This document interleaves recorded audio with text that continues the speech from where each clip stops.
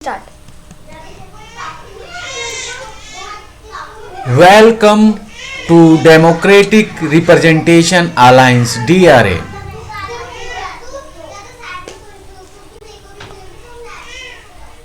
लोकतांत्रिक प्रतिनिधित्व गठबंधन की वेबसाइट पे आपका स्वागत है। इसमें हम बताएंगे कि आप डेमोक्रेटिक रिप्रेजेंटेशन अलायंस की वेबसाइट पे कैसे काम कर सकते हैं, कैसे हमसे जुड़ सकते हैं और क्या क्या चीज़ें कहां पर उपलब्ध हैं, और लोकतांत्रिक प्रतिनिधित्व गठबंधन की पूरी जानकारी भी हम देंगे।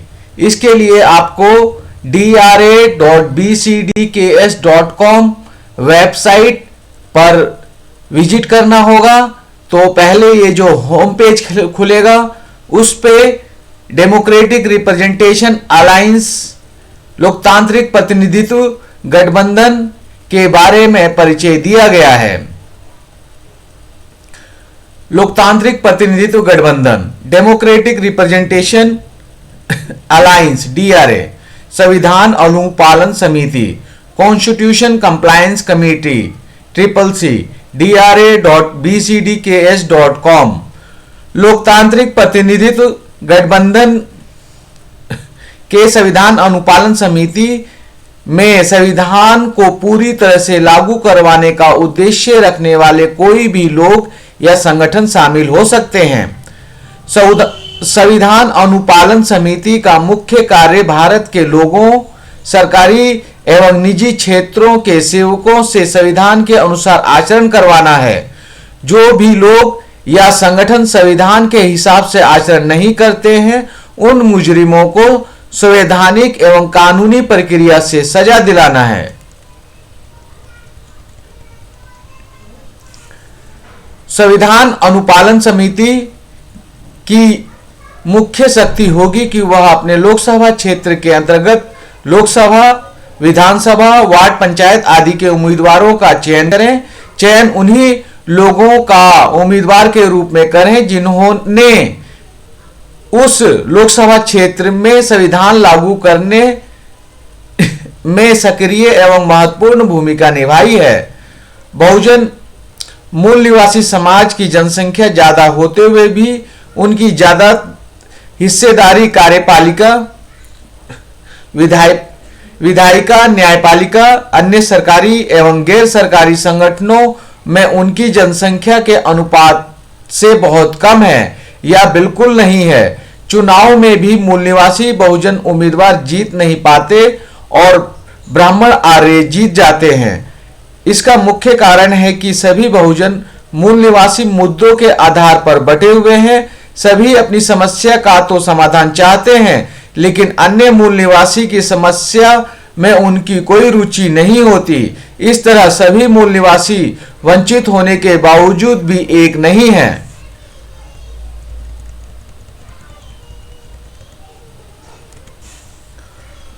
बहुजन मूल निवासी समाज को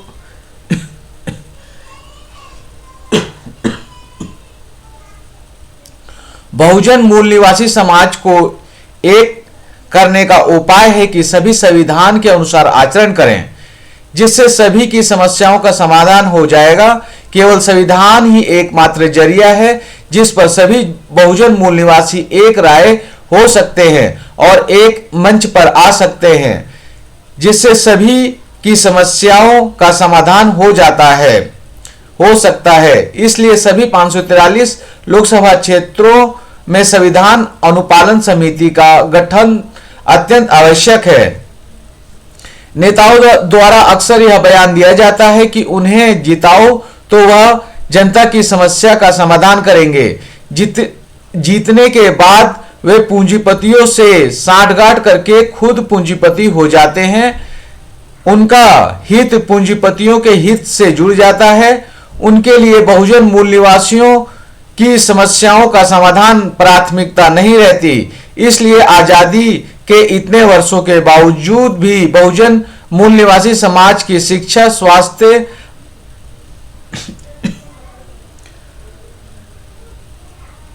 एवं अन्य आधारभूत सेवाएं विश्व में सबसे निम्न स्तर पर है, वहीं ब्राह्मण आर्य का जीवन स्तर विश्व में सर्वोच्च है।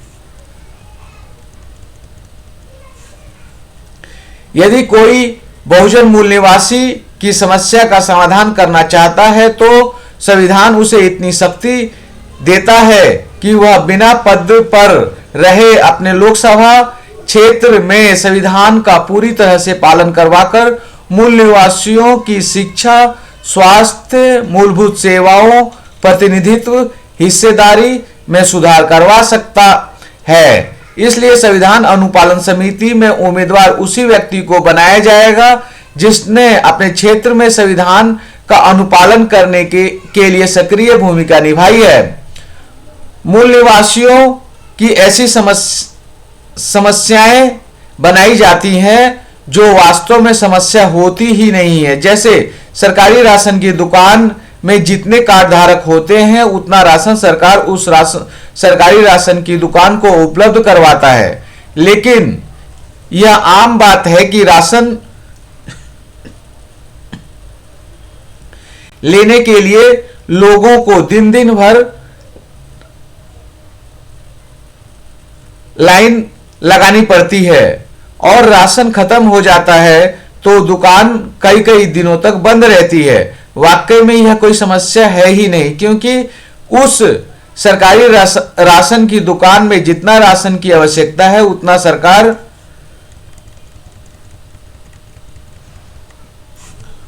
उपलब्ध करवाती है, लेकिन वह दुकानदार उपलब्ध सामग्री की ब्लैक मार्केटिंग कर देता है, फिर दुकान बंद रखता है, जिससे लोगों को दिन दिन भर लाइन लगाकर राशन देने की नौबत आ जाती है। फिर भी अनेकों कार्डधारियों को नियम के अनुसार दिए जाने वाली सामग्री नहीं दी जाती है। महीने के अंत में वह सरकारी राशन की दुकानदार फर्जी एंट्री करके अपने रिकॉर्ड में दिखाता है कि उसके क्षेत्र में सभी लोगों को उनका राशन मिल गया, लेकिन वाकई में दिन दिन भर लाइन लगाने के बावजूद भी लोगों को नियम के अनुसार सामग्री नहीं मिल पाती है। संविधान अनुपालन समिति के सदस्य इस तरह की समस्या का समाधान आसानी से करवा सकते हैं। अन्य रोजमर्रा की समस्या है कि सरकारी पुलिस सेवक एवं अन्य अधिकारी गरीब मूल निवासियों के साथ मानवीय व्यवहार करते ही नहीं हैं।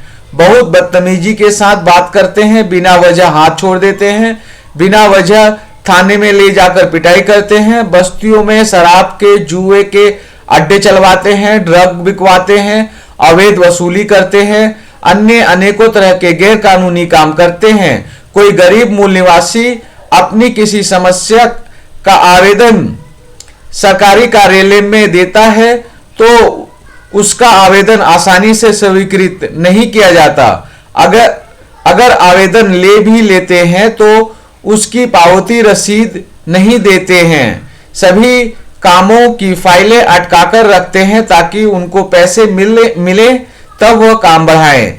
इस भ्रष्टाचारी सिस्टम से केवल उन्हीं लोगों का काम होता है जिनके पास पैसे होते हैं। संविधान अनुपालन समिति के सदस्य इस तरह की समस्याओं का भी समाधान संविधान का पूरी तरह से पालन करवाकर कर सकते हैं। डेमोक्रेटिक रिप्रेजेंटेशन अलायंस से जुड़ने के लिए और सभी 543 लोकसभा क्षेत्रों में डीआरए संविधान अनुपालन समिति बनवाने के लिए dra.bcdks.com वेबसाइट विजिट करके डीआरए का सदस्य बने या अपने सुझाव democraticrepresentation@gmail.com पर मेल करें। जय भारतीय संविधान।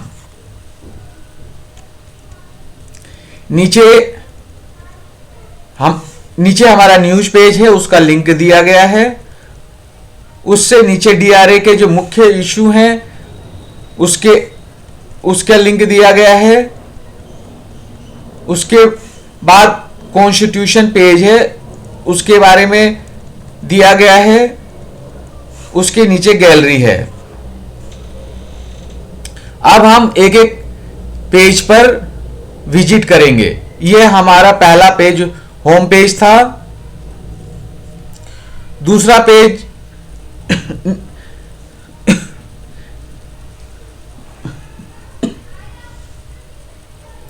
न्यूज़ पेज है। इस पर बहुजनों से रिलेटेड न्यूज पोस्ट की जाती हैं। जैसे पहला न्यूज में पहला आर्टिकल है, the people of India have written the supreme power of India. आजकल मुख्यतः दो तरह के नेता एवं पार्टियां हैं।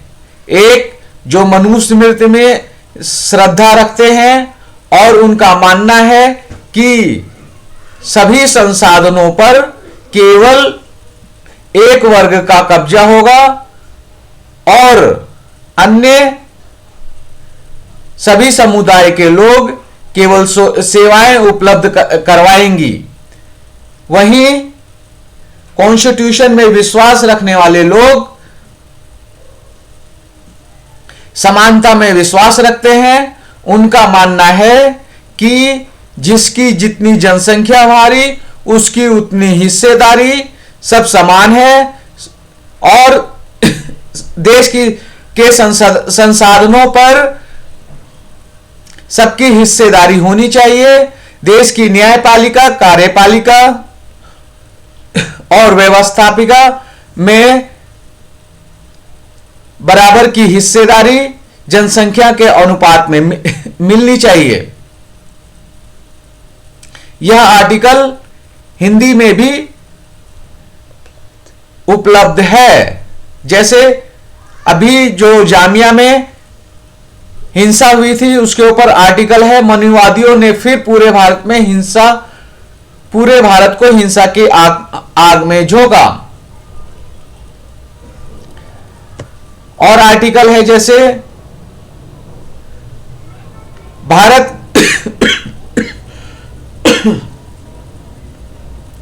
भारत की सर्वोच्च सत्ता भारत के लोगों ने अपने पास रखी है।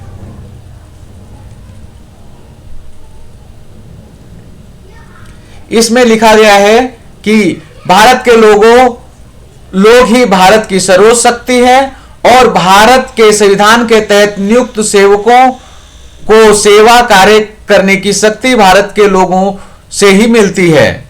यदि इन सेवकों के पीछे भारत के लोगों की शक्ति ना रहे तो इनके सेवा कार्य करने की शक्ति शून्य है।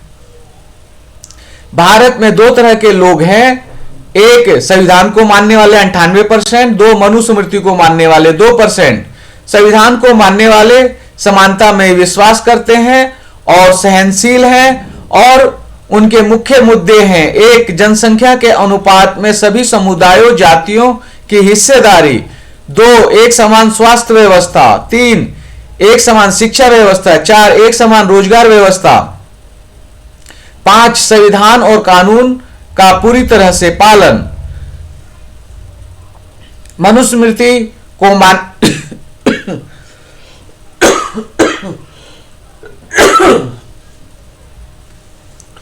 मनुस्मृति को मानने वाले असमानता में विश्वास करते हैं और भ्रष्टाचारी हैं और मुख्य उद्देश्य ताम दाम दंड भेद का इस्तेमाल करते हुए संसाधनों और सत्ता पर कब्जा करना होता है।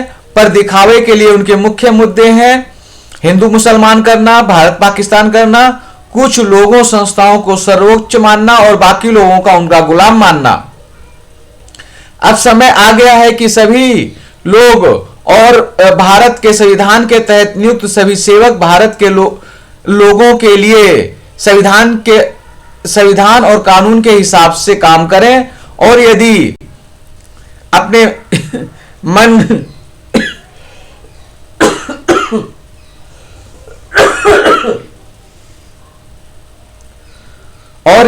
मन हित मनुस्मृति के हिसाब से काम करें तो इन देशद्रोहियों को संविधान तथा कानून के हिसाब से सजा दी जाए।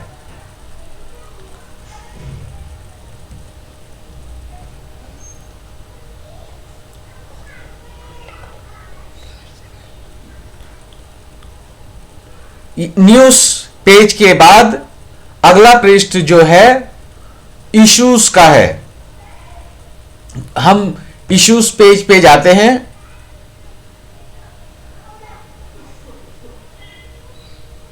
यहां जो इशू दिए गए हैं, मुद्दे जो दिए गए हैं वह संविधान में दिए गए हैं। जिस व्यक्ति नेता या पार्टी की संविधान में आस्था होगी वह ये मुद्दे दिए हुए मुद्दे पर अपने आप ही काम कर पाएगा। जैसे पहला मुद्दा है स्वास्थ्य। यह संविधान के आर्टिकल 47 में दिया गया है। डेमोक्रेटिक रिप्रेजेंटेशन अलायंस का दूसरा मुद्दा है स्वास्थ्य। यह आर्टिकल 21A में दिया गया है। इसकी डिटेल भी आप यहां से पढ़ सकते हैं।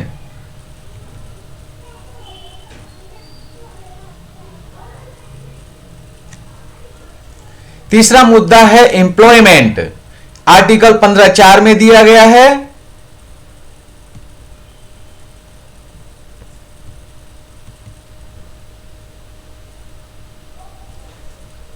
चौथा मुद्दा है फंडामेंटल प्रॉपर्टीज, मूलभूत संपत्ति। इसके तहत हर व्यक्ति के पास आवास होना चाहिए और मूलभूत संपत्ति अवश्य होनी चाहिए। पांचवा मुद्दा फंडामेंटल सर्विसेज, मूलभूत सेवाएं। हर व्यक्ति को शिक्षा, स्वास्थ्य, बिजली, पानी, सड़क, अन्य सुविधाएं जो आधारभूत है उपलब्ध होनी चाहिए। छठा मुद्दा है सोशल एंड रीजनल रिप्रेजेंटेशन, सामाजिक और क्षेत्रीय प्रतिनिधित्व। जैसे हम देश की सर्वोच्च न्यायपालिका में केवल एक जाति और या एक वर्ग के लोग हैं, जिससे अन्य जाति या वर्गों के लोगों को न्याय नहीं मिल पा रहा है। इसलिए लोकतांत्रिक प्रतिनिधित्व गठबंधन का मानना है कि सामाजिक और क्षेत्रीय आधार पर प्रतिनिधित्व मिलना चाहिए।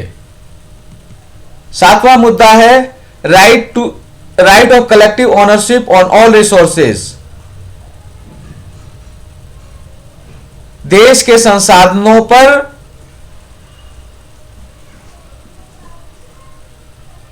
सभी का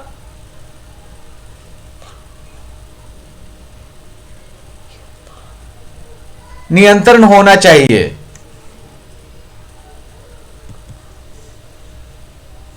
मुद्दों के बाद हमारा अगला पेज है कॉन्स्टिट्यूशन।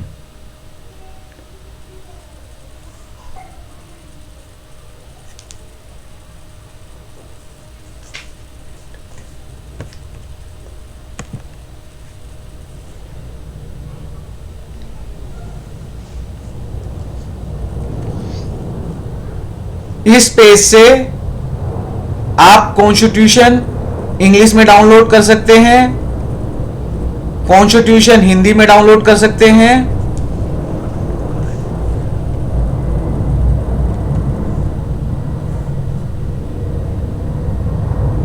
अगला पेज है डाउनलोड।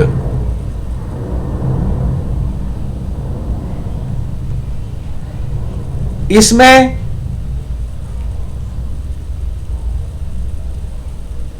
यह एक नियुक्ति पत्र है जिसे आप डाउनलोड करके इसका प्रिंट लेकर इसको भरकर